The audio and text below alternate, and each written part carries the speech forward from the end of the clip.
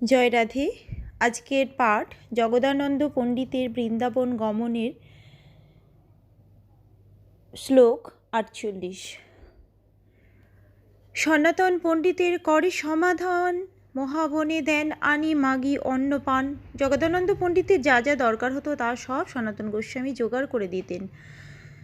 মহাবনে ভিক্ষা করে তিনি জগদানন্দ পণ্ডিতের জন্য অন্ন এবং পানীয় এনে দিতেন। একদিন সনাতনে পণ্ডিত নিমন্ত্রিলা, নিত্য কীর্ত করি তেহ পাক চড়াইলা। মুকুন্দ সরস্বতী নাম সন্ন্যাসী মহাজনে, এক বড়ি বহির্বাস দেহ দিল সনাতনে। একদিন জগদানন্দ পণ্ডিত সনাতন গোস্বামীকে নিমন্ত্রণ করলেন এবং তার নিত্যকৃত্য সমাপন করে তিনি রান্না করতে শুরু করলেন। পূর্বে মুকুন্দ সরস্বতী নামক এক মহান সন্ন্যাসী সনাতন গোস্বামীকে তাঁর বহির্বাস দিয়েছিলেন। সনাতন সেই বস্ত্র মস্তকে বান্ধিয়া জগদানন্দের বাসাদারে বসিলা আসিয়া।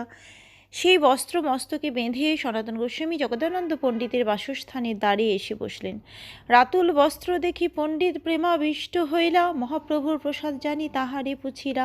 কাহা পাইলা তুমি এই রাতুল বসন, মুকুন্দ সরস্বতী দিল কহে সনাতন। সেই গৈরিক বস্ত্রটি শ্রীচৈতন্য মহাপ্রভুর প্রসাদ বলে মনে করে জগদানন্দ পণ্ডিত প্রেমাবিষ্ট হয়ে সনাতন গোস্বামীকে জিজ্ঞাসা করলেন, তুমি এই রাতুল বসন কোথায় পেলে? সনাতন গোস্বামী উত্তর দিলেন যে মুকুন্দ সরস্বতী তাকে সেটি দিয়েছেন। শুনি পণ্ডিতের মনে ক্রোধ উপজিল, ভাতের হাণ্ডি হাতে লইয়া মারিতে আইল। তা শুনে জগদানন্দ পণ্ডিত অত্যন্ত ক্রুদ্ধ হলেন এবং ভাতের হাঁড়ি হাতে নিয়ে সনাতন গোস্বামীকে মারতে এলেন। সনাতন তারে জানি লজ্জিত হইলা, বলিতে লাগিলা, পণ্ডিত হাণ্ডি চুলাতে ধরিলা। তুমি মহাপ্রভুর হও পার্শ্বদ প্রধান, তোমার সম মহাপ্রভুর প্রিয় নাহিয়ান। সনাতন গোস্বামী জগদানন্দ পণ্ডিতকে খুব ভালোভাবে জানতেন, তাই কেন তিনি এইভাবে ক্রুদ্ধ হয়েছেন তা বুঝতে পেরে তিনি লজ্জিত হলেন এবং জগদানন্দ পণ্ডিত ভাতের হাঁড়ি চুলার উপরে রেখে বলতে লাগলেন, তুমি মহাপ্রভুর পার্শ্বদের মধ্যে প্রধান, তোমার মতো মহাপ্রভুর প্রিয় আর কেউ নেই। অন্য সন্ন্যাসীর বস্ত্র তুমি ধরো শিরে, কোন ঐছে হয় ইহা পারে সহিবারে। আর তুমি অন্য সন্ন্যাসীর বস্ত্র শিরে ধারণ করেছ, তোমার এই রকম আচরণ কে সহ্য করতে পারে? সনাতন কহে, সাধু পণ্ডিত মহাশয়, তোমার সম চৈতন্যের প্রিয় কেহ নয়। ঐছে চৈতন্য নিষ্ঠা যোগ্য তোমাতে, তুমি না দেখাইলে ইহা শিখিবে কেমতে? সনাতন গোস্বামী বললেন, জগদানন্দ পণ্ডিত মহাশয়, আপনিই প্রকৃত সাধু। আপনার মতো প্রিয় শ্রীচৈতন্য মহাপ্রভু আর কেউ নয়। শ্রীচৈতন্য মহাপ্রভুর প্রতি এই প্রকার নিষ্ঠা আপনারই যোগ্য। আপনি না দেখালে তা আমি শিখব কিভাবে? যাহা দেখি বারে বস্ত্র মস্তকে বান্ধিল, সেই অপূর্ব প্রেম এই প্রত্যক্ষ দেখিল। রক্তবস্ত্র বৈষ্ণবের পরিতে না জুয়াই, কোন প্রবাস শিরে দিমু কি কাজ উহাই। যেই প্রেম দর্শন করার জন্য আমি বস্ত্র মস্তকে বেঁধেছি, সে অপূর্ব প্রেম আমি প্রত্যক্ষ দর্শন করলাম। বৈষ্ণবের গৈরিক বসন পরা উচিত নয়, তাই তা দিয়ে আমার কোনো কাজ নেই। এটি আমি কোন প্রবাসীকে দিয়ে দেব? এই ঘটনাটি সম্পর্কে শ্রীল ভক্তি সিদ্ধান্ত সরস্বতী ঠাকুর মন্তব্য করেছেন, বৈষ্ণবগণ পরমহংস ও অকিঞ্চন, সুতরাং বৈধ সন্ন্যাসীদের পরিধেয় গৈরিক বসন পরিধান করে তাদের স্বীয় মহংসাশ্রম নির্দেশ বা প্রদর্শন করতে হয় না। বিশেষত অদ্বিতীয় পরমেশ্বর শ্রী গৌরহরি এক দণ্ডির বেশ স্বীকার করায় তার পদাশ্রিত কিঙ্করেরা তার দাস অভিমানে অপ্রাকৃত চিৎ বিলাস ভেদ বুদ্ধিতে বেশ গ্রহণ করার বিষয়ে তার মতো ব্যবহার করা যোগ্য বা বিধেয় বলে মনে করেন না। সন্ন্যাস গ্রহণ করে পরমহংস বৈষ্ণব গুরুর আশ্রয়ে থেকে বৈষ্ণব দাসেরা নিজেদের বর্ণাশ্রমতীত পরমহংস বৈষ্ণবের আসনে অধিষ্ঠিত হবার অযোগ্য জ্ঞানে অনেক সময় দৈন্য জ্ঞাপন উদ্দেশ্য গুরু বৈষ্ণবের অযোগ্য সন্ন্যাস আশ্রমোচিত গৈরিক বসনাদি পড়েও থাকেন। সনাতন গোস্বামী পরমহংসের পোশাক গ্রহণ করেছিলেন, সুতরাং মস্তকে গৈরিক বস্ত্র বাঁধা তার উচিত হয়নি। তথাপি একজন বৈষ্ণব সন্ন্যাসীর পরমহংসের বেশ অনুকরণ করে নিজেকে উপযুক্ত মনে করা উচিত নয়। শ্রীচৈতন্য মহাপ্রভু যে আদর্শ স্থাপন করে গেছেন, ত্রিনাদপি সুনীচেন, একজন নিজেকে অত্যন্ত নীচ মনে করা উচিত, কিন্তু পরমহংস স্তরের বৈষ্ণব হিসাবে মনে করা উচিত নয়। এইভাবে পরমহংস স্তরের নিচে তার অবস্থান মনে করে একজন বৈষ্ণব কখনো কখনো সন্ন্যাস আশ্রম গ্রহণ করেন। এটি শ্রীল ভক্তি সিদ্ধান্ত সরস্বতী ঠাকুরের নির্দেশ। পাক করি জগদানন্দ চৈতন্যে সমর্পিলা, দুইজন বসি তবে প্রসাদ পাইলা। প্রসাদ পায়ে অন্যন্যে কইলা আলিঙ্গন, চৈতন্য বিরহে দুহে করিলা ক্রন্দন। এই মতো মাস দুই রহিলা বৃন্দাবনে, চৈতন্য বিরহ দুঃখ না যায় সহনে। রন্ধন করে জগদানন্দ পণ্ডিত আর শ্রী চৈতন্য মহাপ্রভুকে নিবেদন করলেন। তারপর তাঁরা দুজনে একসঙ্গে বসে প্রসাদ পেলেন। প্রসাদ পেয়ে তারা দুজনে পরস্পরকে আলিঙ্গন করলেন এবং শ্রী চৈতন্য মহাপ্রভুর বিরহে দুজনে ক্রন্দন করলেন। এইভাবে জগদানন্দ পণ্ডিত এবং সনাতন গোস্বামী একসঙ্গে প্রায় 2 মাস বৃন্দাবনে রইলেন। অবশেষে শ্রী চৈতন্য মহাপ্রভুর বিরহজনিত দুঃখ তাদের পক্ষে অসহ্য হয়ে উঠল। মহাপ্রভুর সন্দেশ কহিলা সনাতনে, আমিহ আসিতেছি রহিতে করিহ এক স্থানে। জগদানন্দ পণ্ডিত সনাতন গোস্বামীকে বললেন যে শ্রী চৈতন্য মহাপ্রভু তাকে বলতে বলেছেন, আমি শীঘ্রই বৃন্দাবনে আসছি, আমার থাকার একটি জায়গার ব্যবস্থা করো। জগদানন্দ পণ্ডিত তবে আজ্ঞা মাগিলা, সনাতন প্রভুরে কিছু ভেট বস্তু দিলা। রাসস্থলীর বালুয়া আর গোবর্ধনের শিলা, শুষ্ক পক্ক পিলু ফল আর গুঞ্জামালা। তারপর জগদানন্দ পণ্ডিত জগন্নাথপুরীতে ফিরে যাবার জন্য সনাতন গোস্বামীর আদেশ চাইলেন এবং সনাতন গোস্বামী শ্রী চৈতন্য মহাপ্রভুকে দেওয়ার জন্য কিছু উপহার তাকে দিলেন। সনাতন গোস্বামী শ্রী চৈতন্য মহাপ্রভুকে দেওয়ার জন্য রাসস্থলীর বালু, গোবর্ধনের শিলা, শুকনো পাকা পিলু ফল এবং গুঞ্জামালা জগদানন্দ পণ্ডিতকে দিলেন। জগদানন্দ পণ্ডিত চলিলা সব লইয়া, ব্যাকুল হইলা সনাতন তারে বিদায় দিয়া। প্রভুর নিমিত্ত এক স্থান মনে বিচারিল, দ্বাদশ দ্বিত্ব টিলায় এক মঠ পাইল। সেই সব নিয়ে জগদানন্দ পণ্ডিত জগন্নাথপুরী অভিমুখে যাত্রা করলেন এবং তাকে বিদায় দিয়ে সনাতন গোস্বামী অত্যন্ত ব্যাকুল হলেন। শ্রীচৈতন্য মহাপ্রভু থাকার জন্য সনাতন গোস্বামী মনে মনে একটি স্থান ঠিক করলেন এবং দ্বাদশাদিত্য টিলায় তিনি মঠ ফেলেন। সেই স্থানে রাখিলা গোসাই সংস্কার করিয়া, মঠের আগে রাখিলা এক ছাউনি বাঁধিয়া। শীঘ্র চলি নীলাচলে গেলা জগদানন্দ, ভক্ত সহ গোসাই হইলা পরম আনন্দ।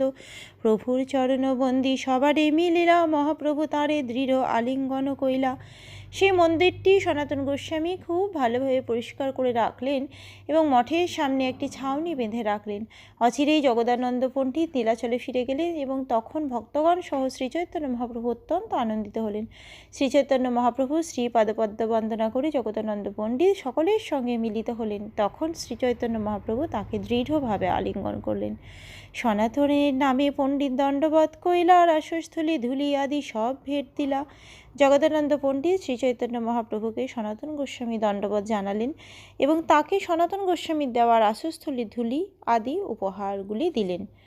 সব দ্রব্য রাখিলেন, পিলু দিলেন বাটিয়া। বৃন্দাবনের ফল বলি খাইলা হৃষ্ট হইয়া। অন্য সমস্ত উপহারগুলি রেখে শ্রীচৈতন্য মহাপ্রভু পিলু ফল সমস্ত ভক্তদের মধ্যে বেঁটে দিলেন এবং বৃন্দাবনের ফল বলে তারা সকলে সেগুলি অত্যন্ত আনন্দের সঙ্গে খেলেন। যে কেহ জানে আটি চুষিতে লাগিল, যে না জানে গৌরিয়া পিলু চাবাইয়া খাইল। যে সমস্ত ভক্ত পিলু ফল কীভাবে খেতে হয় জানতেন তারা আটি চুষে চুষে তা খেলেন, আর যে সমস্ত গৌরিয়া তা জানতেন না তারা পিলু ফল চিবিয়ে চিবিয়ে খেলেন। মুখে তার ঝাল গেল, জিহ্বা করে জ্বালা, বৃন্দাবনের পিলু খাইতে এই এক লীলা। যারা চিবিয়ে পিলু ফল খেয়েছিলেন তাদের মুখে ঝাল লাগলো এবং জিহ্বা জ্বালা করতে লাগলো। বৃন্দাবনের পিলু ফল খাওয়া নিয়ে শ্রীচৈতন্য মহাপ্রভু এইভাবে লীলা করেছিলেন। জগদানন্দের আগমনে সবারও উল্লাস, এই মতে নীলাচলে প্রভুর বিলাস। একদিন প্রভু যমেশ্বর টোটা যাইতে, সেই কালে দেবদাসী লাগিলা গাইতে। জগদানন্দ পণ্ডিত ফিরে আসায় সকলে আনন্দিত হলেন। এইভাবে শ্রীচৈতন্য মহাপ্রভু নীলাচলে তাঁর লীলা বিলাস করেছিলেন। একদিন শ্রীচৈতন্য মহাপ্রভু যখন যমেশ্বর টোটায় যাচ্ছিলেন যখন জগন্নাথ মন্দিরের এক দেবদাসী গান গাইতে শুরু করলেন। গুজ্জরী রাগিনী লইয়া সুমধুর স্বরে, গীত গোবিন্দ পদ গায় জগমনোহরে। গুর্জরী রাগিনীতে তিনি জগৎবাসীর মন হরণ করি সুমধুর স্বরে গীত গোবিন্দের পদ গাইছিলেন। দূরে গান শুনি প্রভুর হইল আবেশ, স্ত্রী পুরুষ কে গায় না জানে বিশেষ। দূর থেকে সেই গান শুনে শ্রীচৈতন্য মহাপ্রভু আবিষ্ট হলেন। গায়ক স্ত্রী কি পুরুষ সে সম্বন্ধে তার কোনো ধারণা ছিল না। তারে মিলিবারে প্রভু আবেশে ধাইলা, পথে সিজের বাড়ি হয় ফুটিয়া চলিলা। তার সঙ্গে মিলিত হবার জন্য প্রেমাবেশে মহাপ্রভু কাটা বন ভেঙে তার দিকে ছুটতে চললেন। অঙ্গে কাটা লাগিল কিছু না জানিলা, আস্তে ব্যস্তে গোবিন্দ তাঁর পাছেতে ধাইলা। তার সারা গায়ে কাঁটা লাগলো, কিন্তু সে সম্বন্ধে তার কোনো হুঁশ ছিল না। তখন দ্রুত গতিতে গোবিন্দ তার পিছন পিছন ছুটলেন। ধাইয়া যায়েন প্রভু, স্ত্রী আছে অল্প দূরে, স্ত্রী গায়ে বলি গোবিন্দ প্রভুরে কইলা কোলে। শ্রীচৈতন্য মহাপ্রভু অত্যন্ত দ্রুত গতিতে ছুটে যাচ্ছিলেন এবং সেই স্ত্রী লোকটি অল্প একটু দূরে মাত্র ছিল। ঠিক তখন গোবিন্দ স্ত্রীলোক এই গান গাইছে বলে শ্রীচৈতন্য মহাপ্রভুকে জড়িয়ে ধরলেন। স্ত্রী নাম শুনি প্রভুর বাহ্য হইয়েলা, পুনরপি সেই পথে বাহুরি চলিলা। স্ত্রী নাম শোনা মাত্র শ্রীচৈতন্য মহাপ্রভুর বাহ্য জ্ঞান হলো এবং শ্রীচৈতন্য মহাপ্রভু তখন সেই পথ ধরে ফিরে গেলেন। প্রভু কহে গোবিন্দ আজই রাখিলা জীবন, স্ত্রী পরশ হইলে আমার হইত মরণ। শ্রীচৈতন্য মহাপ্রভু তখন বললেন, গোবিন্দ আজ আমার প্রাণ রক্ষা করলে। যদি আজ আমি স্ত্রীলোকের শরীর স্পর্শ করতাম তাহলে আমার মৃত্যু হতো। আজকের পাঠ এই অবধি। জয় রাধে। ভজ শ্রীকৃষ্ণ চৈতন্য প্রভু নিত্যানন্দ, শ্রী অদ্বৈত গদাধর শ্রীবাসাদি গৌর ভক্ত বৃন্দ।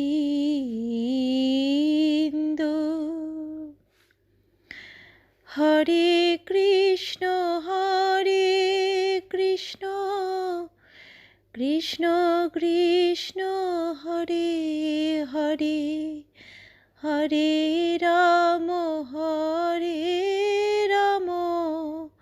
রাম রাম হরে হরে। জয় রাধে,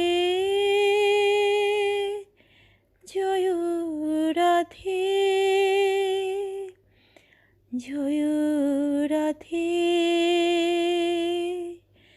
জয় রাধে। জয় রাধে।